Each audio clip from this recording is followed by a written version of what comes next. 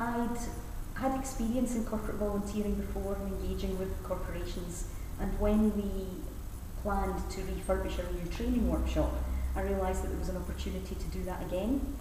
So I contacted the Volunteer Centre, who put the opportunity up on their website, and within a really short space of time, Brian Irvine from TescoBank had given me a call. At Tesco, one of our core values is that we have a responsibility to the community, and in particular we have lots of national events where we support charity, but we were particularly interested in helping a local charity. And when Commonweal came round, it was a charity that we had very little awareness of, but one that our staff very quickly got engaged with and felt as though they wanted to do something to add value. What's key to remember about corporate volunteering is that as a third sector organisation, you're also providing opportunities to corporate volunteers, and so that makes the relationship one that's more equal.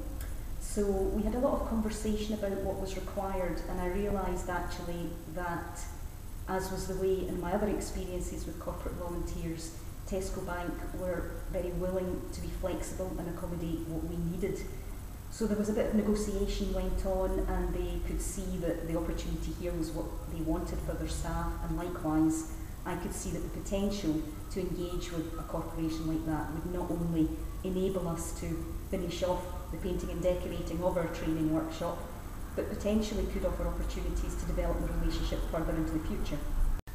I came out and met Fiona at the Maryhill site and was enthused by Fiona's passion and excitement that they were eventually going to get that support they needed.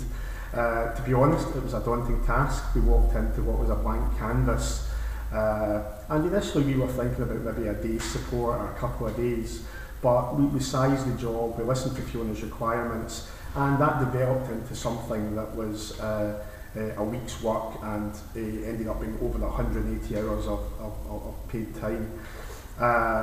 Also, initially we had probably no idea of giving supported funding, but it became obvious that Fiona's capital resource had been exhausted, and we also had to source the materials.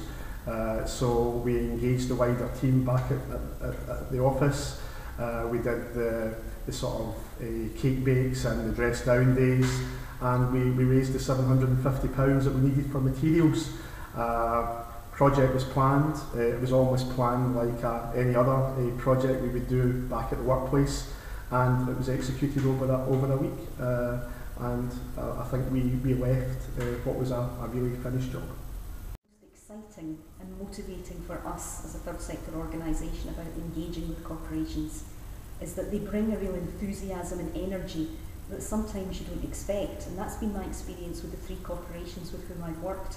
They come in and you think, okay, we're going to get a couple of days painting, and they go at it hammer and tongs, because I think there's also an element of competition, informal competition between the different teams who are coming in the different days. So they come in and they see a wall completed and they think, right, we're going to get that done in record time. What happens is you see the tasks being completed very quickly. So they themselves take the initiative and start looking around for other things to do. So in our case, we ended up not only with having the whole workshop painted and decorated walls and floor, but also we ended up with a garden space to the side of the building which we had plans to clean up ourselves and use. They took that on board. They brought in bags full of rubble to get rid of. They went and bought gardening gloves. They fundraised in order to do the work. And all in all, I can't emphasise enough how much energy they brought and how that filters down into the organisation, us. I think there were many benefits for our staff. I think it got them out of the office doing something different. They could show off skills that they had in the DIY stuff. It got them working with colleagues that they normally wouldn't work with. I think more importantly, it gave them exposure to the charity sector and let them understand how tough it is and what's going on out there. And for common people in particular, it gave them a better awareness of the mental health issues in Glasgow and how charities like this can really make a difference. Something else that's really important is that it's easy to think that this is a big task for the third sector organisation to take on, the organisation, making contact, identifying the tasks. But what I've found is it's the corporate who actually coordinate their staff teams. They came to us to ask about our health and safety, our risk assessments, and I prepared from previous work a little induction booklet saying the sorts of things they could expect when they came on site, because they are coming into a very different environment, and as an organisation you have a responsibility to alert them to that.